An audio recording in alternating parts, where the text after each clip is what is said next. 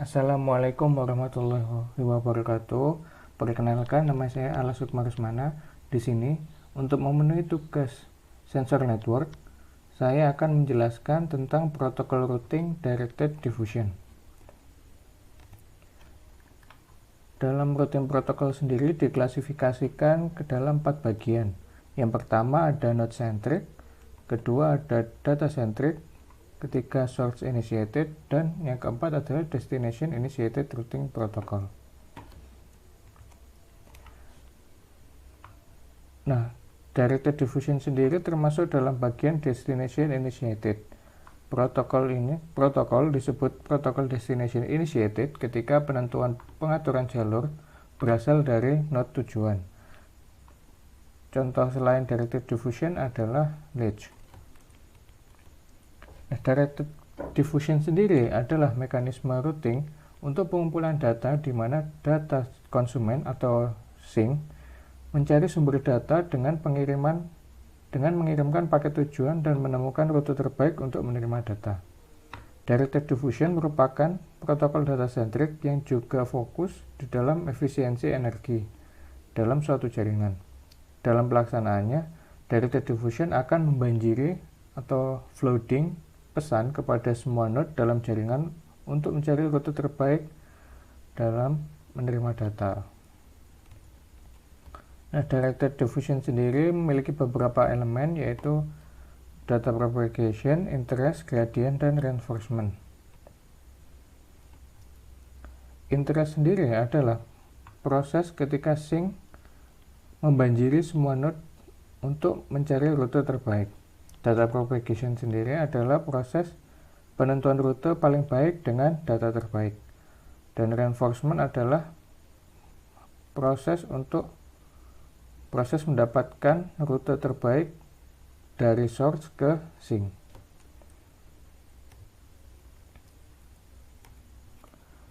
Nah, seperti pada gambar terlihat saat proses interest propagation, terlihat bahwa sink membanjiri data ke semua node hingga menemukan source.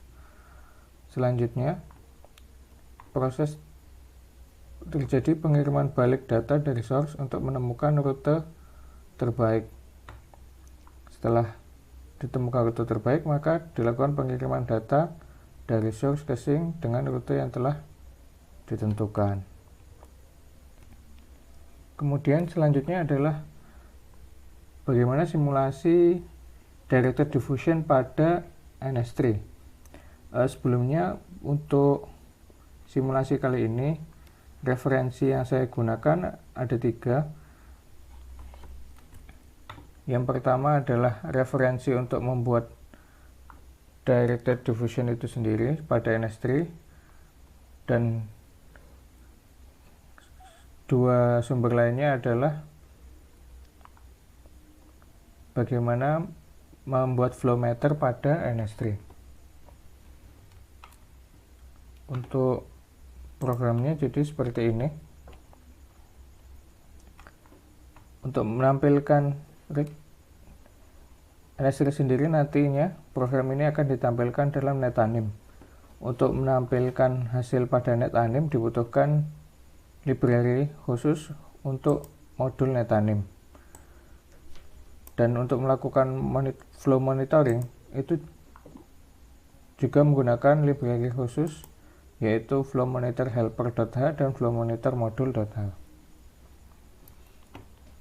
Untuk program ini sendiri saya peroleh dari example yang ada pada folder NS3.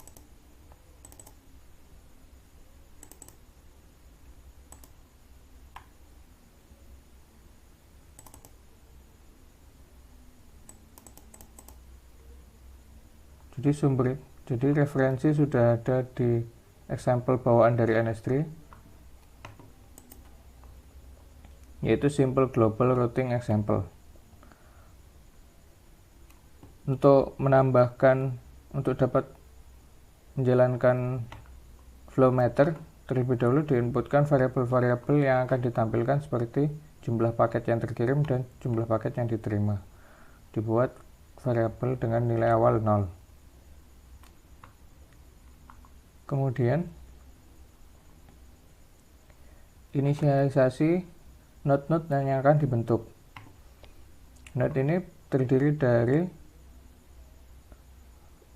hubungan antar satu node dengan node lainnya, terdiri dari dua node. Apabila membuat sambungan antara node 0 dan 1, maka digunakan program seperti ini.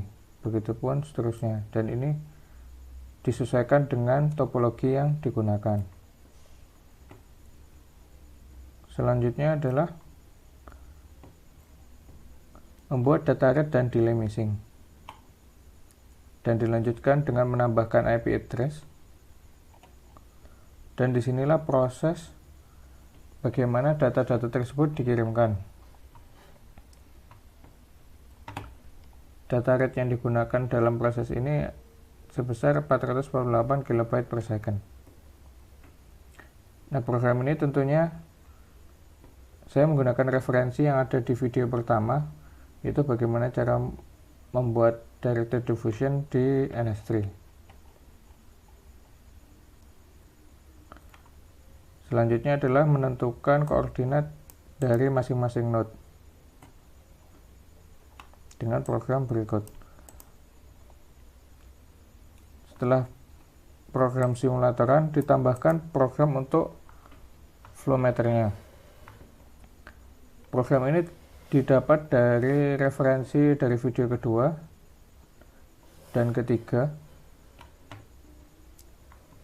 maka akan diperoleh beberapa nilai, yaitu jumlah paket yang dikirimkan dan jumlah paket yang diterima untuk satu flow. Jumlah flow akan diakumulasikan pada variabel J. Selain jumlah paket yang dikirim dan jumlah paket yang diterima, dalam NS ini juga dapat menghitung throughput. Throughput adalah bandwidth yang terjadi sebenarnya saat melakukan pengiriman paket. Data rate sebenarnya saat melakukan pengiriman paket, sedangkan bandwidth adalah data rate maksimum yang dapat dilakukan saat pengiriman paket.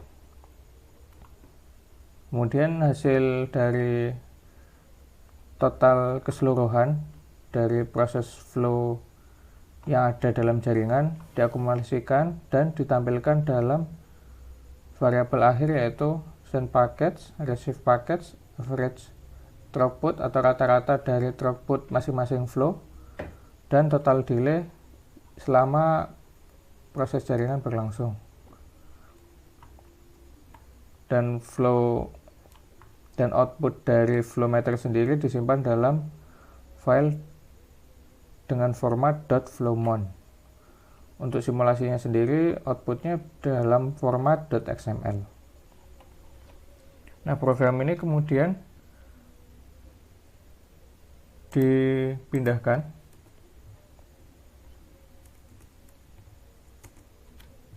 ke dalam folder Scratch seperti ini, dan kemudian dijalankan untuk mengcompile file tersebut dengan perintah seperti berikut.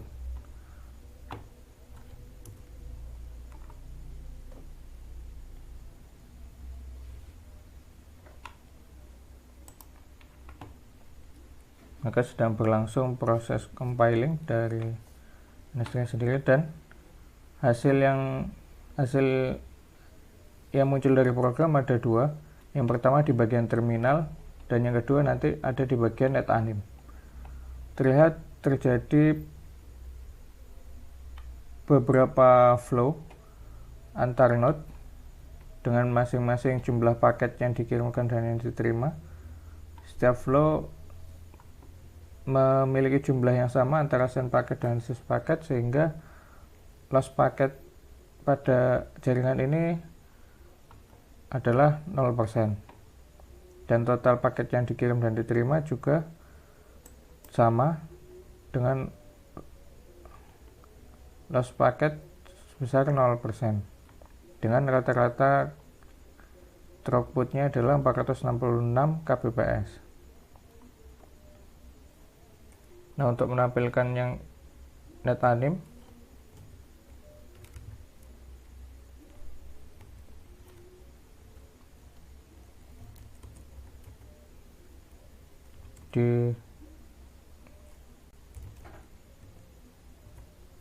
dijalankan NetAnim.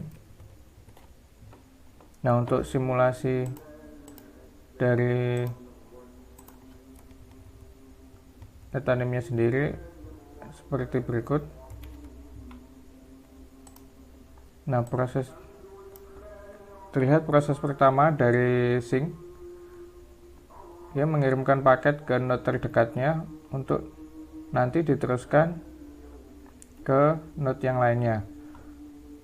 Sumber data yang diinginkan oleh sync adalah sumber data berasal dari node nomor 5.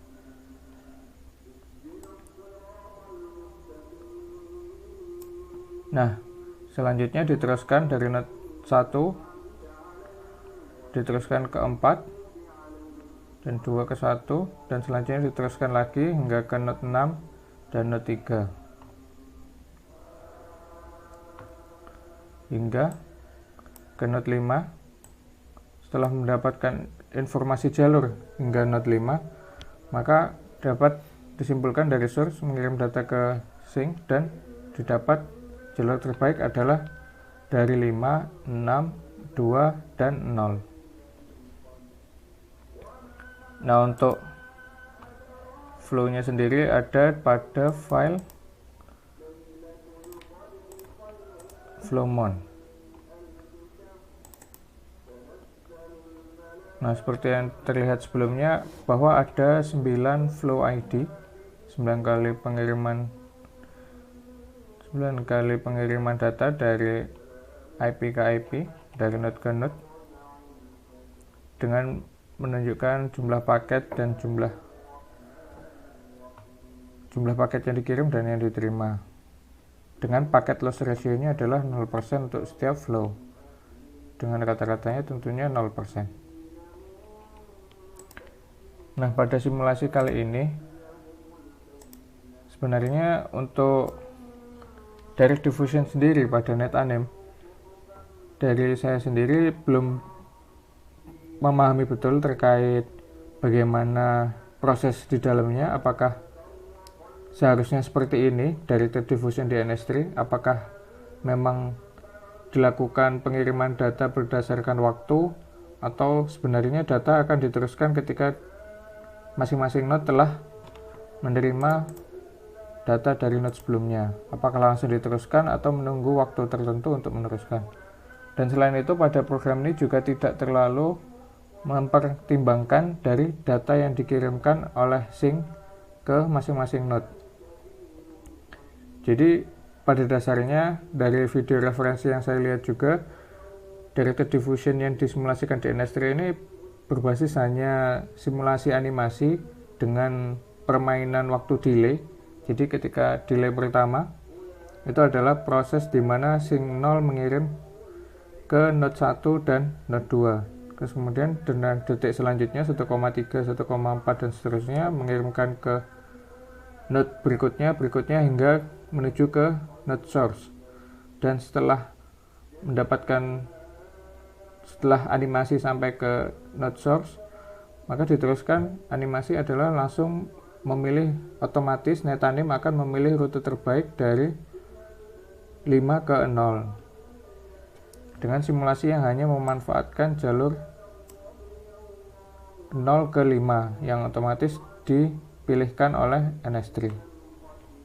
Jadi untuk NS3 untuk directed diffusion pada NS3 kurang lebih seperti ini konsepnya.